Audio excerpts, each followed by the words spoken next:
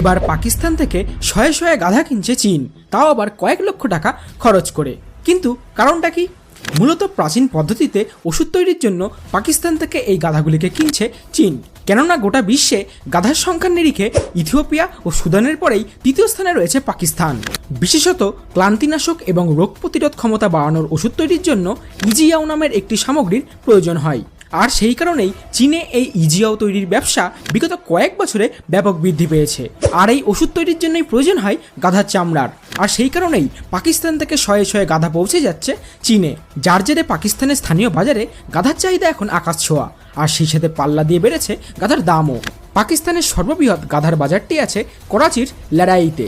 আগে যেখানে পাকিস্তানি মুদ্রায় একটি গাধার দাম ছিল 30,000 টাকা, সেখানে সেই গাধার দাম বেড়ে হয়েছে 2 লক্ষ টাকা। আর 1.5 লাখের নিচে তো কোনো গাধাই নেই। আর এখন পাকিস্তান যে এত বড় গাধা সাপ্লায়ার হয়ে উঠেছে, এই বিষয়ে আপনার কি মতামত কমেন্টে অবশ্যই জানান।